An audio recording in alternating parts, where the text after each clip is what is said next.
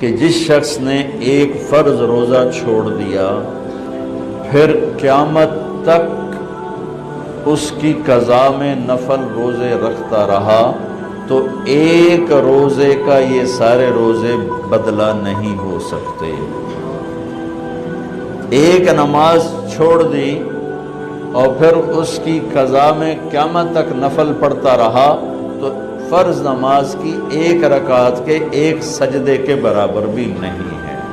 فرض میں اتنی طاقت ہے تو اللہ کی رحمت کیسے متوجہ ہوتی ہے کہ رمضان کے مہینے میں اللہ فرماتے ہیں میرے محبوب کی امت ہے، ایک فرض کو 70 کے برابر کر دو، اور پھر فرماتے ہیں نفل کو فرضوں کے برابر کر دو، اور پھر فرماتے ہیں جو رات کو تراویح پڑھے گا دن میں روزہ رکھے گا آخری رات اسے ایسے دھو دوں گا، دھو کے پاک کر دوں گا کہ اس کے ذمے گناہ کا ایک ذرہ بھی باقی نہیں بچے گا، سب گناہ اللہ تعالیٰ اس کے معاف فرما دے گا۔ اور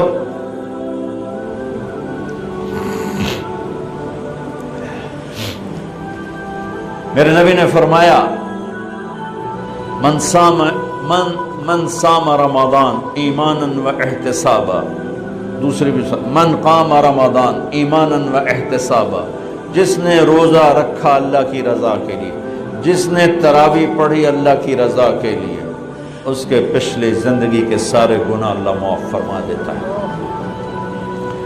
رات کا قیام کسی امت کو نہیں ملا۔ دیکھو روزہ سخت تھا تو ان کا قیام اللیل نہیں تھا، چونکہ وہ اپنی کتاب پڑھ سکتے ہی نہیں تھے۔ رمضان میں اللہ نے آسمانی کتابیں اتاری، یکم رمضان کو ابراہیم علیہ السلام پر، 2 رمضان کو تورات موسیٰ علیہ السلام پر، 8 یا 6 رمضان کو عیسیٰ علیہ السلام اس پر، موسیٰ علیہ السلام پر، ان پر داؤد علیہ السلام پر زبور کو اتارا، اور 12 یا 18 رمضان کو عیسیٰ علیہ السلام پر انجیل کو اتارا، اور 21 رمضان کو اللہ تعالیٰ نے پیر کی رات لیلۃ القدر میں غار حرا کے اندر اللہ تعالیٰ نے اپنے محبوب پر کتاب کو اتارا۔ وہ کتابیں فل آ گئیں، لکھی لکھائیں۔ قرآن فل نہیں آیا، قرآن صرف ایک سورت کے 19 الفاظ آئے بس، اور پھر 23 برس میں قرآن اترا۔ کتنے انبیاء ایسے گزرے ہیں جن کے پاس جبریل زندگی میں ایک دفعہ آیا، زندگی میں جبریل ایک دفعہ، اور ایک سے لے کر آگے کوئی تعداد مقرر نہیں ہے، 100 دفعہ 200 دفعہ، لیکن آپ حیران ہوں گے ہمارے نبی پر جبریل 23 برس میں 24,000 دفعہ آئے، 24,000 دفعہ، جو ایک عجب العجائب ہے، عجب العجائب ہے۔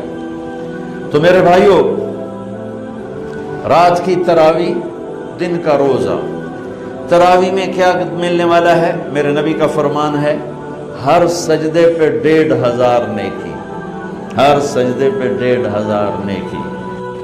تھوڑی اپنی کاروباری مصروفیت گھٹاؤ، اپنی کاروباری مشقت گھٹاؤ، اپنے ملازموں کی بھی مشقت گھٹاؤ تاکہ وہ تراویح پڑھ سکیں، روزہ رکھ سکیں، بشاشت سے پڑھ سکیں، اور اللہ کا فضل ہے دھیرے سے ڈھیلا حافظ بھی ہو تو 1.25 گھنٹے میں سارا کچھ نمٹ جاتا ہے۔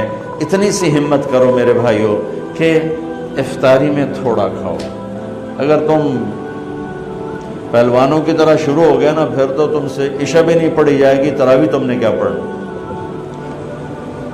روزہ جسم کی فالتو چیزوں کو جلاتا ہے، روزہ ایک قوت پیدا کرتا ہے ایمانی شیطان کے خلاف۔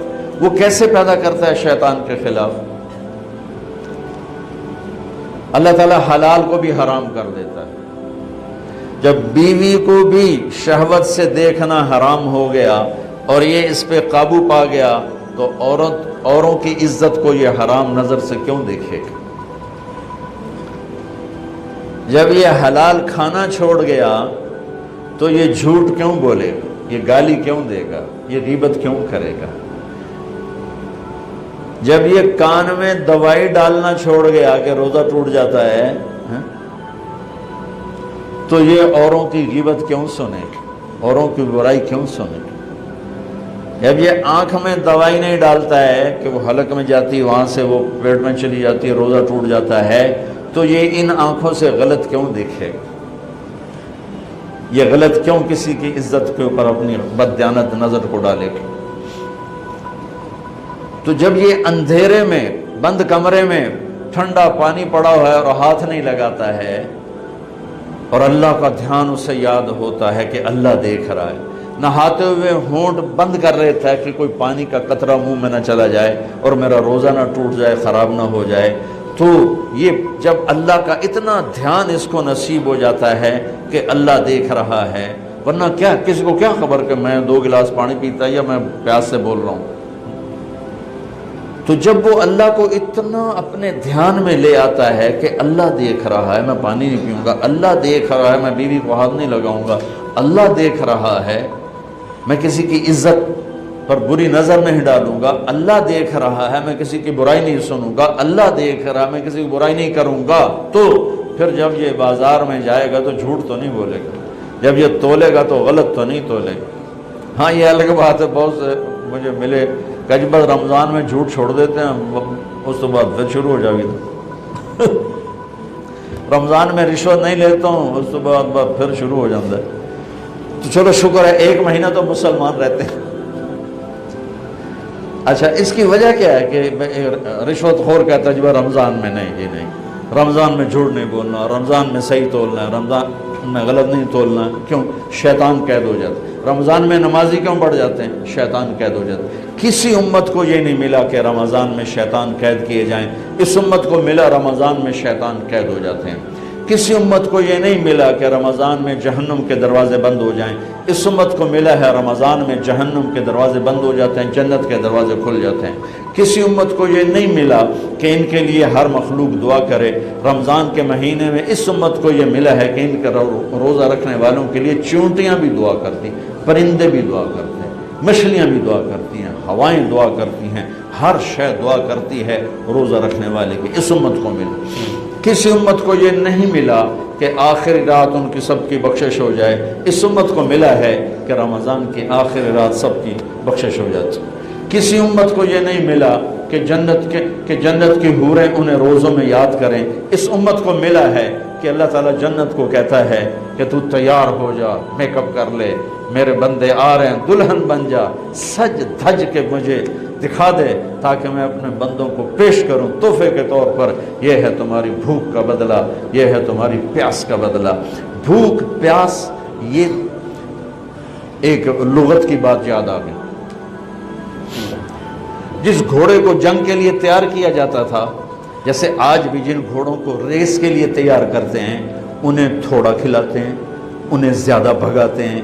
اور ہمارے بھی بچپن میں جب گھوڑوں کا دور تھا، ہمارے والد صاحب کے پاس ماشاءاللہ گھوڑے ہوتے تھے بڑے خوبصورت، تو ان گھوڑوں کو جب وہ تیار کرتے تھے سواری کے لیے تو پہلے ویسے ہی بھگا رہے ہوتے تھے۔ 2-4 جو ماہر لوگ تھے آج بھی میری نظروں میں آ گئے ہیں، اب تو سب قبروں میں چلے گئے، تو وہ گھوڑے کو بھگا رہے ہیں۔ میں کہتا ہے ایویں انہوں بجائی جاندے نے کی چھوٹے چھوٹے بالکل، اور پھر اس کے پیچھے نا ایک لکڑی وزن دار ڈال کے پھر اس کو خود اس لکڑی پہ بیٹھ کر پھر اس کو بھگا رہے ہیں۔ یہ کیا ہے اس کو سواری کے لیے تیار کر رہے ہیں۔ اگر پہلے دن ہی کاٹھی رکھ دو تو چاکے وہ مارے گا۔ تو جس گھوڑے کو جنگ کے لیے تیار کر دیا گیا ہو، یا آج کے دور میں سمجھ لو جس گھوڑے کو ریس کے لیے تیار کر دیا گیا ہو کہ یہ ریس کے لیے تیار ہے، اس کو کہتے ہیں خیل صائم، فرس صائم، روزے دار گھوڑا۔ روزے دار گھوڑے کا کیا مطلب ہے کہ یہ گھوڑا بھوک برداشت کر سکتا ہے، پیاس برداشت کر سکتا ہے، لمبی ریس کی تھکن برداشت کر سکتا ہے، دشمن سے بھڑ جائے تو تلواروں کی کاٹ برداشت کر سکتا ہے۔ اس کو خون بہتا بھی دکھایا جاتا تھا، گھوڑے کو خون بہتا دکھایا جاتا، زخم لگا کے اوروں کو، جانوروں کو زخم لگا کے دکھایا جاتا تھا کہ اس کی آنکھ زخم دیکھے، خون دیکھے۔ ایک عرب شاعر کا شعر یاد آ گیا، یدعون عنتر والرماح كأنها اشتان بیر فی لبان الادهم ما زلت ارمیہم بغرۃ وجهه ولبانه حتى تسربل بالدم، کہ میں نے آج وہ کر کے دکھایا کہ دشمن کے خون سے میں نے بھی کپڑے پہنے اور دشمن کے خون سے میرے گھوڑے نے بھی کپڑے پہن لیے، یعنی دونوں ہم سرخ سرخ ہو گئے، خون آلود ہو گئے کہ میرا گھوڑا بھی سارے کا سارا پوری شلوار قمیض ہی اس نے خون کی پہن لی تھی، اس کو کہتے تھے خیل فرس صائم۔ تو یہ روزہ ہمیں جنگ کے لیے تیار کرتا ہے۔ کون سی جنگ؟ شیطان کے خلاف۔ اور دوسرا کہتے تھے سامت الریح، عرب میں ہواؤں کے جھکڑ بہت چلتے تھے، طوفان بہت آتے تھے، تو وہ اس میں بہت پریشان ہوتی تھی۔ ہمارے ہاں مئی میں بہت زیادہ آندھیاں چلتی تھی، جب درخت بہت ہوا تو درخت ہی کاٹ کے رکھ دیے، درخت بہت ہوا، آندھیاں بہت چلتی تھی، اب تو بہت کم ہو گئی برائے، پھر بھی مئی میں کچھ نہ کچھ چلتی ہیں۔ تو جب وہ چلتی ہے تو ایک مصیبت بن جاتی ہے، تو جب وہ کھڑی ہوتی ہے تو سکھ کا سانس آتا ہے۔ تو جب وہ ہوا کے جھکڑ بند ہوتے تھے تو عرب کہتے تھے سامت الریح، شکر ہے ہوا نے روزہ رکھ لیا، یعنی ہوا تھم گئی، ہوا تھم گئی۔ اب اس کو یہاں فٹ کیسے کیا ہے علماء نے کہ انسان کے اندر نافرمانی کے جھکڑ چلتے ہیں، جھوٹ کے، ظلم کے، بدکاری کے، فحاشی کے، نشے کے، سستی کے، رشوت کے، بار بار نام لینے سے بھی طبیعت خراب ہوتی ہے، نافرمانی کے طوفان اٹھتے ہیں، طوفان اٹھتے ہیں۔ یہ کیا کرتا ہے؟ روزہ رکھتا ہے، نظر جھکاتا ہے، ہاتھ جھکاتا ہے، زبان پہ قابو پاتا ہے، شہوت پہ قابو پاتا ہے، حلال کو چھوڑ دیتا ہے۔ تو وہ پورا مہینہ جب اس پریکٹس سے گزرتا ہے کہ نظر کو بچاتا ہے، کانوں کو بچاتا ہے، زبان کو بچاتا ہے، حلال کھانے، حلال بیوی سے بچتا ہے، تو اللہ اس کے اندر شیطانی طوفانی ہواؤں سے ٹکر لینے کی طاقت پیدا کر لیتا ہے، اور یہ اس کے سامنے کھڑا ہو جاتا ہے، ڈٹ جاتا ہے۔ لیکن کیونکہ ہمارا روزہ شکر ہے فرض جو رکھتے ہیں ان کو مبارک ہو، بہت مبارک ہو۔ جو میرے بھائی سست ہیں اللہ کرے وہ بھی رکھ لیں کہ یہ بہت بڑا سرمایہ ہے، بہت بڑی دولت ہے۔ اللہ تعالیٰ یہ ہمیں نصیب فرما دے کہ رات کی تراویح اور دن کا روزہ، یہ اس کے اندر ایک طاقت پیدا کرتا ہے شیطان سے ٹکرانے کی اور غلط چیزوں سے ٹکرانے کی، اس کے اندر اللہ تعالیٰ قوت پیدا فرما دیتا ہے۔ اور رات کو تراویح کا جو روزہ، تراویح کا جو سجدہ ہے 1500 نیکی ہے، 1500۔ کچھ لوگ 8 پڑھتے ہیں، ان کے پاس بھی دلیل ہے، کوئی بات نہیں، ٹھیک ہے۔ ہم 20 پڑھتے ہیں تو ہمارے پاس بھی صحابہ کی دلیل ہے، ٹھیک ہے۔ لیکن بھائیو 8 سے 10 کر دینا کوئی منع نہیں، 8 کو 12 کر دینا کوئی منع نہیں۔ صحابہ کے دور میں جب اللہ کے نبی تشریف لے گئے تھے دنیا سے، تو مکے والے کیا کرتے تھے؟ 4 تراویح، یہ جو ہم 4 تراویح کے بعد بیٹھتے ہیں نا، ترویحہ، آرام کرنا۔ تراویح کا نام بعد میں پڑا، اس کا صحابہ کے دور میں اس کا نام ہے قیام اللیل، قیام رات کا قیام، جیسے حرم میں آخری 10 دن میں ہوتا ہے قیام اللیل۔ تراویح اس کا نام پڑا بعد میں، اللہ کے نبی کے بعد مکے والوں نے کیا کیا کہ وہ 4 تراویح پڑھتے تھے اور پھر ایک طواف کرتے تھے، تو بشاشت بھی آ جاتی تھی اور طواف بھی چھوٹا سا ہوتا تھا، مجمع بھی تھوڑا سا ہوتا تھا۔ 80s میں گیا تو تھوڑا سا مجمع ہوتا تھا، 5-7 منٹ میں طواف ہو جاتا تھا۔ تو طواف کرتے پھر 4 تراویح پڑھتے، پھر طواف کرتے پھر 4 تراویح پڑھتے، تو اس طرح کرتے کرتے کرتے کرتے ان کی سحری کا وقت ہو جاتا، جا کے سحری کھاتے، فجر پڑھتے، اشراق پڑھ کے پھر آرام کرتے۔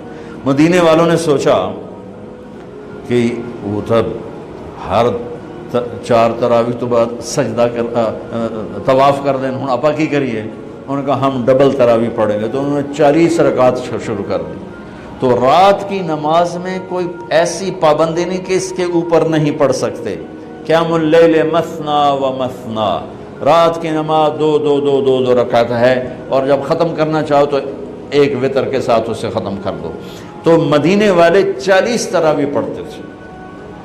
شیخ عطیہ سالم رحمۃ اللہ علیہ مدینہ کے بہت بڑی ہستی تھے، اور ان کا مسجد نبوی کے اندر درس ہوتا تھا، اور مجھے ان سے فائدہ اٹھانے کا موقع ملا کہ میں جب حج پہ جاتا تھا پہلے جب، تو 1 مہینہ تقریباً مدینے میں قیام ہوتا تھا، تو روز میں ان کے درس میں جا کے بیٹھتا تھا۔ جب کہیں میرا کوئی بیان طے نہ ہوتا تھا تو وہ علم کا ایک بہتا ہوا دریا تھے، اللہ ان کے درجے بلند فرمائے، اور بہت عجب خزانے ان سے ملے جھولی بھرنے کے لیے۔ انہوں نے کتاب لکھی ہے صلاۃ التراوی، تراوی کی نماز. کس بات پہ لکھی ہے؟ فرمانے لگے کہ میں دیکھتا ہوں 8 تراوی پڑھنے کے بعد بہت سے لوگ پیچھے جا کے بیٹھ جاتے ہیں، اور یہ نادان لوگ ہیں جو 8 تراوی پڑھ کے اور پیچھے جا کے بیٹھ جاتے ہیں. میں ان کے لیے یہ کتاب لکھ رہا ہوں کہ بے شک یہ بھی روایت ہے 8 تراوی کی اور 20 کی بھی، اور اس کی کوئی ایسی پابندی نہیں کہ 8 کے بعد پڑھنی ہی کوئی نہیں. میں جتی چاہ کے دوڑے جاندے رہے جی میں مغرو بدلے کوئی نہ پڑھ آ گیا. یہ قیام اللیل یہ بندگی کی رات ہیں، یہ بندگی کی راتیں ہیں، یہ عبادت کی راتیں ہیں. آپ 2 پڑھو تو بھی تراوی ہوگی، 4 پڑھو، 8 پڑھو، 10 پڑھو، 12 پڑھو. میں نے مدینے کا انہی کی کتاب سے بتا رہا ہوں صلاۃ التراوی. مدینے والے 40 رکعت پڑھتے تھے، اور تراوی کا لفظ ہی 12 سے اوپر پہ آتا ہے، چونکہ ترویحہ ایک آرام کو کہتے ہیں، تھوڑی دیر کے لیے آرام ترویحہ. ترویحتان 2 دفعہ آرام کرنے کو کہتے ہیں، اور تراوی 2 سے زیادہ دفعہ آرام کرنے کو کہتے ہیں. 8 تراوی پڑھی جائے تو اس پہ تراوی کا لفظ صادق نہیں آتا، بلکہ نا صلاۃ و ترویحتان ہوگا. ترویحتان. وہ 12 پڑھیں گے تو تراوی کا لفظ اس پر صادق آئے گا کہ 3 دفعہ آرام کرنے کو تراوی کہتے ہیں. یہ کوئی مطلب ہے کہ میں کوئی مناظرہ نہیں کر رہا ہوں، نہ ہی میری عادت ہے مناظرہ کرنے کی، لیکن جو 8 تراوی کو کہتے ہیں بس اس سے اوپر پڑھنی نہیں، ان کو یہ بتا رہا ہوں کہ یہ اپنا نقصان نہ کرو. تراوی کی نماز ہو رہی 20 پڑھو، تم نے گھر جا کے کرنا کیا ہے؟ صرف اوپر کے آدھا گھنٹہ اوپر لگ جاتا ہے اور آدھے گھنٹے میں ساری نماز نمٹ جاتی ہے، لیکن آپ کو ملتا کیا ہے؟ ہر سجدے کے بدلے 1500 نیکی. کیوں ضائع کرتے؟ یہاں چھوڑو، سب سے بڑی مسجد تو وہ اس نے بنائی ہے ملک ریاض صاحب، اللہ اس کو جزائے خیر دے، بڑا سخی آدمی ہے. اور سخی کی تعریف نہ کرنا بھی بہت بڑا بخل ہے، بہت سخی آدمی ہے. تو اس نے وہ بنائی ہے بحریہ ٹاؤن کی مسجد. وہاں ایک وہ ہو جائے، ایک اعلان ہو جائے اور ایک پوسٹ لگ جائے کہ جو ہماری مسجد میں آ کے نماز پڑھیں گے ان کو 1500 نہیں 150 روپیہ فی سجدہ دیا جائے گا. تسی اگلے دن تماشا ویکھے جب کی ہوندہ ہے. جو سارا بحریہ ٹاؤن بلاک نہ ہو جاوے تو مینوں نہ پلوے. وہ جنہ کدی دادیاں نو پوچھیا نہیں، دادیاں نو موڑھیاں تے چاہتے لیا ون گیا دادا میرے نال آیا. وہ آکے دو آگیا دادی نو میں آندا ہے، نانے نو میں چاہیا، نانی نو ایس چاہیا. تو لڑائی ڈنڈے شروع ہو جاؤں. میری قوم روپے کو جانتی ہے، نیکی کو نہیں جانتی. انہیں یہ پتہ ہے کہ پیسہ کیا چیز ہے، اس کے لیے جھوٹ بھی بولیں گے، اس کے لیے ہر غیرت کی حدوں کو توڑ دیں، نیکی نہیں جانتی. تو میرا نبی فرما رہا ہے تراوی کے ہر سجدے پہ 1500 نیکی لکھی جائے گی. اور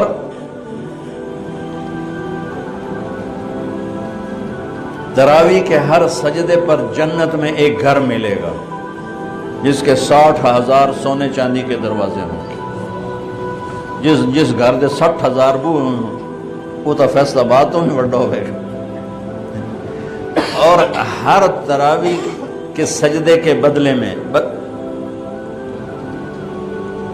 ایک درخت لگے گا جنت میں جس کے نیچے 100 سال عربی گھوڑا دوڑ سکے. بھائیو کیوں نقصان کرتے؟ 8 پڑھو کوئی مسئلہ نہیں، 10 پڑھو کوئی، 12 پڑھو، 20 کی 40 پڑھو کوئی مسئلہ نہیں، کیونکہ اس میں شریعت نے کوئی رکاوٹ نہیں بنائی. یہ رات کی نماز ہے. میں نے آپ کو مدینے والوں کا عمل بتایا، مکے والوں کا عمل بتایا کہ وہ طواف کرتے تھے تراوی کے بعد طواف. اس سے یہ ترویحہ چلا ہے. اس کی یہ لفظ تراوی کا لفظ ہی بعد میں آیا ہے، ورنہ اصل نام قیام اللیل ہے.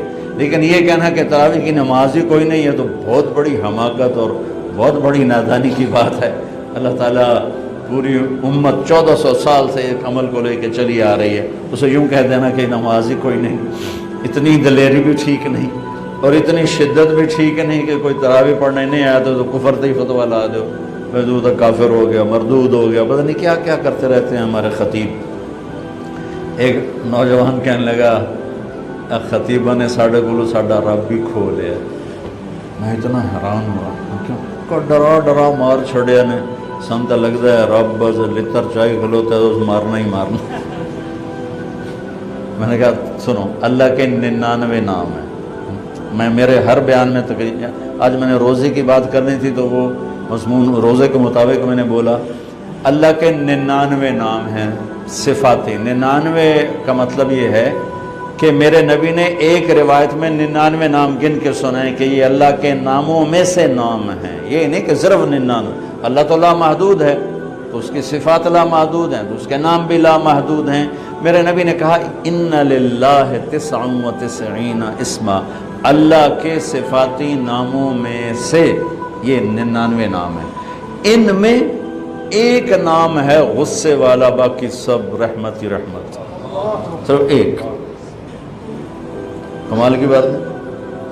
باقی جبار جو ہوتا ہے نا غصے والے کو نہیں کہتے. جو اللہ کا نام ہوتا ہے الجبار، العزیز الجبار المتکبر. جبار کا مطلب ہوتا ہے چھا جانے والا، غالب آنے والا. غصے کا مطلب ہم اردو میں کرتے ہیں یہ تو بڑا جبار بندہ ہے، بڑا جابر بندہ ہے. ہم کہتے ہیں بڑا جابر بندہ ہے. یہ اردو میں جابر غصے والے کے لیے ہے، عربی میں جابر جوڑنے والے کو کہتے ہیں. ٹوٹے کو جوڑنے والے کو جابر کہتے ہیں، اور جبار چھا جانے والے کو کہتے ہیں. المہیمن چھا جانے والا. صرف ایک صفت بتا رہا ہوں، المنتقم انتقام والا. انتقام پھر غصہ بھی ہے، پکڑ بھی ہے، عذاب بھی. اچھا تلوار کے اوپر اگر کور چڑھا ہوا ہو تو وہ کاٹے گی. موری شاہد بھی مارو تو کچھ نہیں ہوگا. میں نے کہتا نیرا پل پلا جیا بیٹا گول مٹول جا. چھری کے اوپر کور چڑھا ہوا ہو تو چڑیا بھی نہیں مرے گی. چڑیا کو بھی زخم نہیں آئے گا، وہ بھی پھڑ پھڑا کے اڑ جائے گی. ٹھیک ہوگی. میں رحمت للعالمین پہ قربان جاؤں. انہوں نے اللہ کے ناموں کی فہرست جیسے ہمیں بتائی ہم ویسے اس کو بیان کرتے ہیں. میں نے یاد کیا ہوا میں سناتا رہتا ہوں. وہ المنتقم کو کہاں لائے؟ یہ رحمت للعالمین کو سلام ہے. شروع میں لے آتے هو اللہ الذی لا الہ الا ہو المنتقم.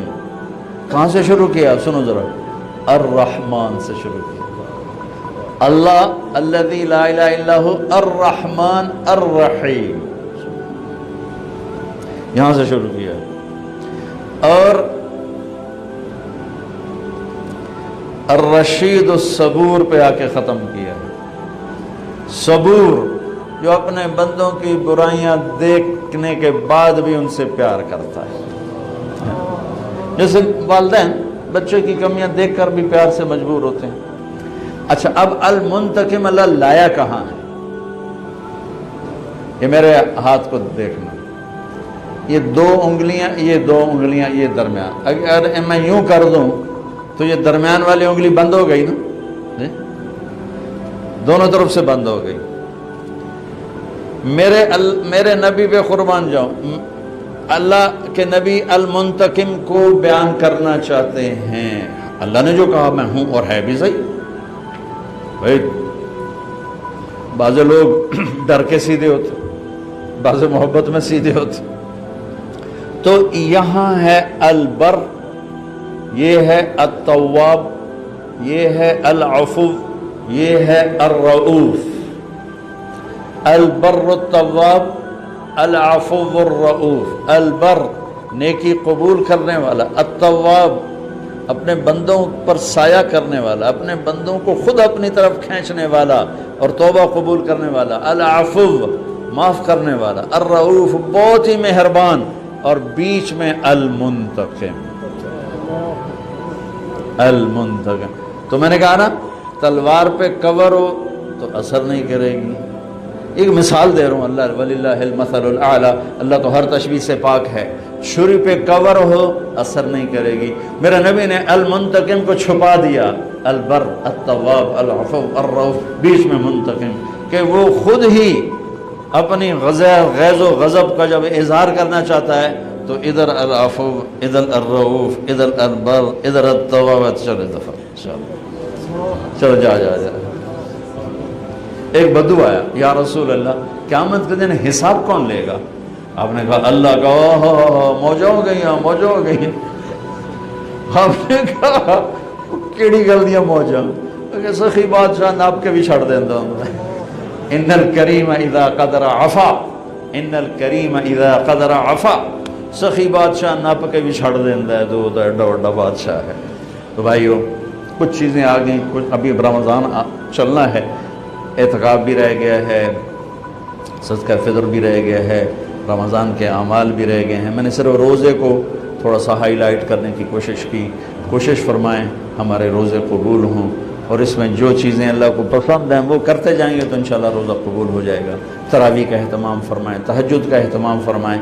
بہت آسان ہے، کھانا کنٹرول میں رکھیں. جو اس پر افطاری پہ جو تباہی مچاتے ہیں نا، اگر وہ چھوڑ دیں تو پھر کوئی مسئلہ نہیں. تراویح پڑھنا بھی، تہجد پڑھنا بھی.